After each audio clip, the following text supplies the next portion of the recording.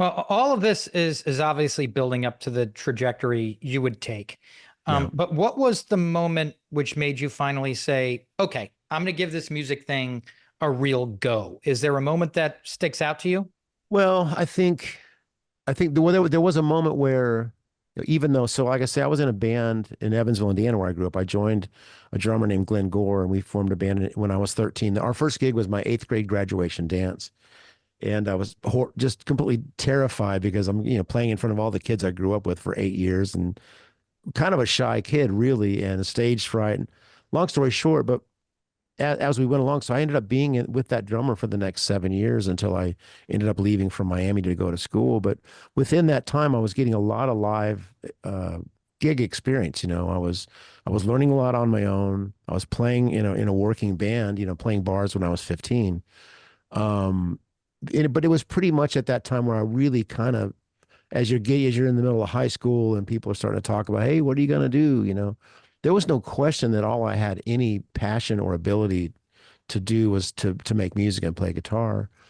And but for whatever reason, I guess because I kind of, growing up in a smaller town, and there wasn't much of an attitude of like, yeah, go make it, kid. It was more like practicality and, having something that you can do, not to fall back on, but maybe something more reasonable in as far as a dream goes. And I was reading all the guitar magazines, and, Steve Lukather and Larry Carlton and Tommy Tedesco.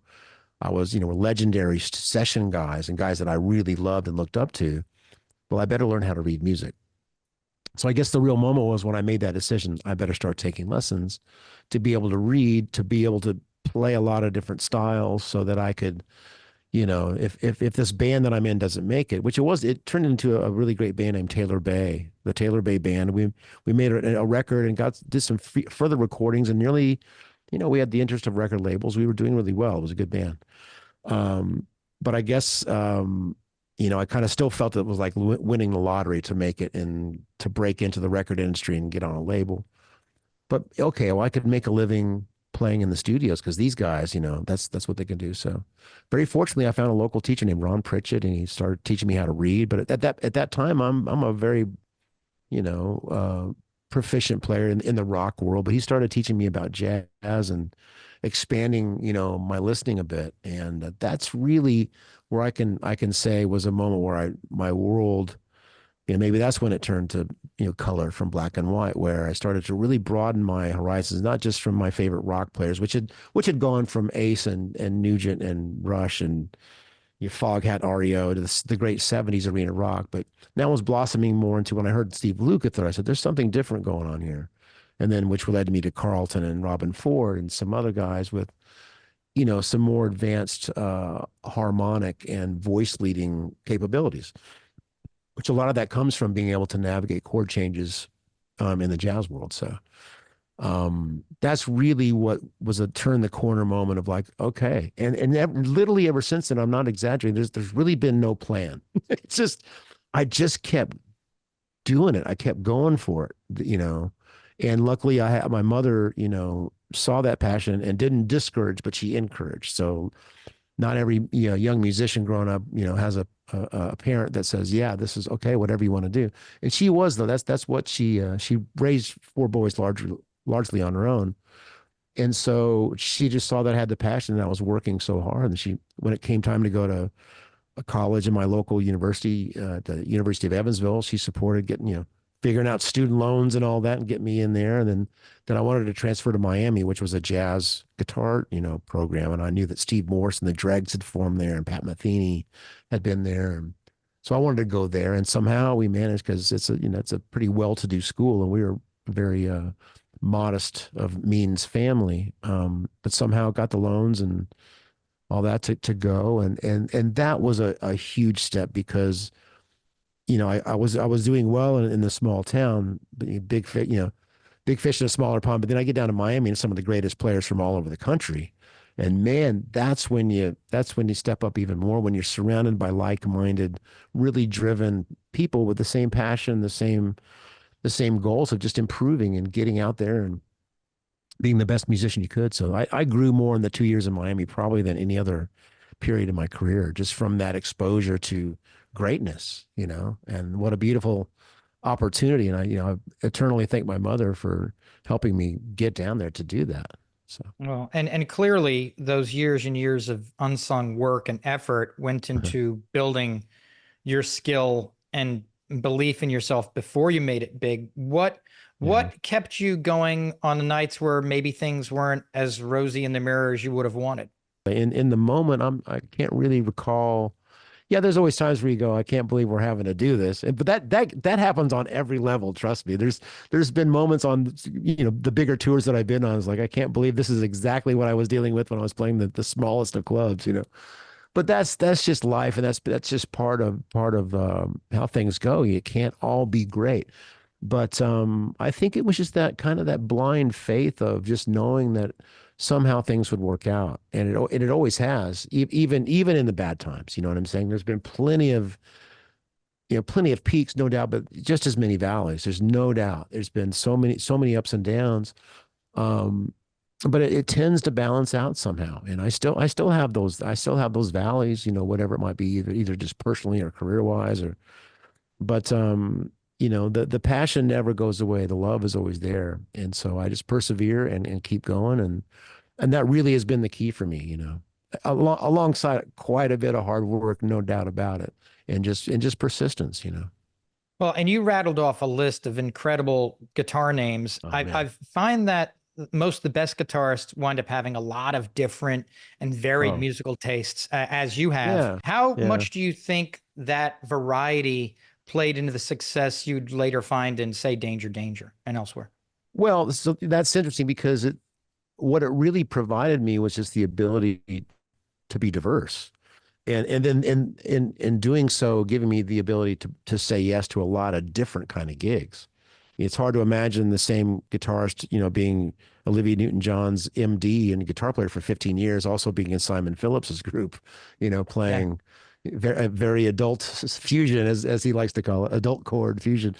Um, but I loved each of those equally. And this in Danger Danger somewhere, obviously in the middle. I don't know what you'd even call it.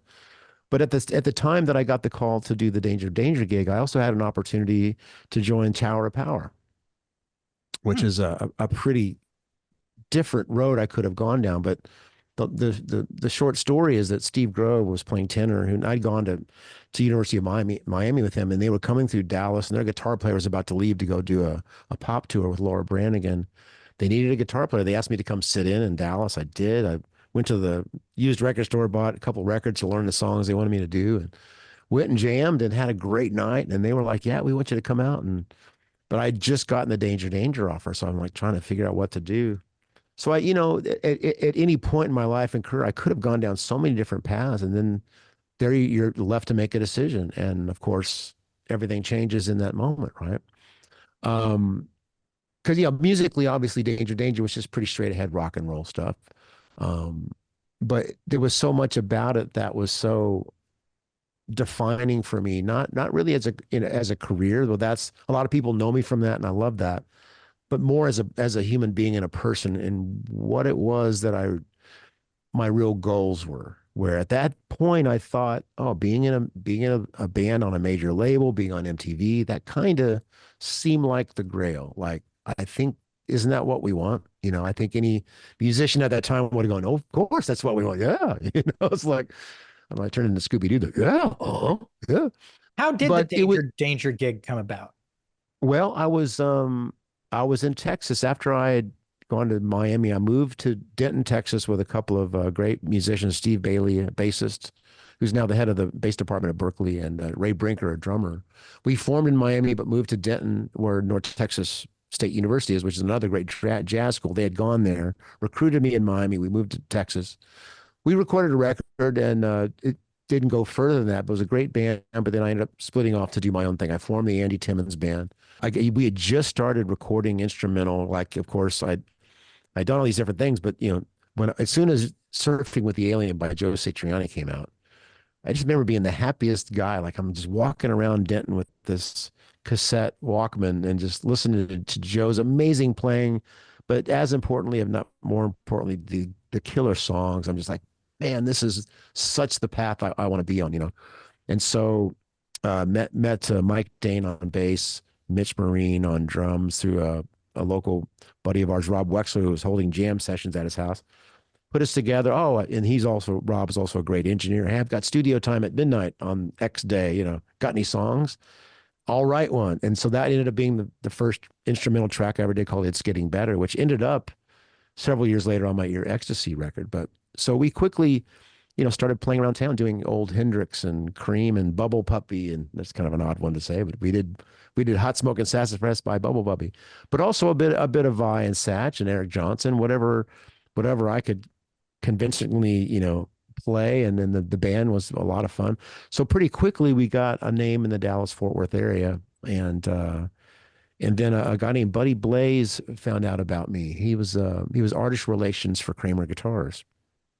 And he asked a journalist friend of his, David Huff with Jam Magazine, hey, this band, it was actually but became Bad English. It was Neil Sean, but he had done the demos and opted not to do the band at the time, but it was John Waite and Jonathan Cain and Ricky Phillips. But they needed a full-time guitar player to do the record and to tour. And that's through Buddy Blaze at Kramer. That's how they contacted me. I auditioned. I got the gig.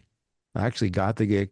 A week later, Neil had called saying, well, he was reconsidering being in the band. So at that point, there was not much question. Half a Journey or this, Yeah. this unknown kid from Texas. But right after that, Buddy Blaze, the same guy that made that introduction, said, oh, I know these other guys, Danger Danger. They're signed to Epic. They need a guitar player.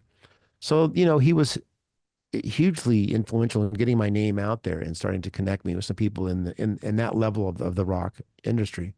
So then I auditioned for that group, and then that's how that all happened. And sadly, we lost Buddy a couple of years ago, so he's no longer with us. But I got to spend a lot of time in the later years, and he knows how much I loved him and how much I was thankful for that. And he was very much kind of a mentor for a while, because I didn't really have a manager, but he would have advice and he'd have suggestions about whatever in the business and whatnot. But as I saw the industry for what it was, especially at that time, and said, oh, this really isn't what I thought it would be. It was great fun, and there's zero regrets. I love the guys in the band. I love the touring we did, the bands we met. But I really just knew I wanted to make, the music that was way more personal for me and for others. And it didn't matter whether it was, being, selling millions of records, as long as I was doing what I really loved and what I wanted to do. And that's kind of what I've done ever since. Very, very fortunately, somehow. I don't know how I get away with it, but I'm still here, somehow.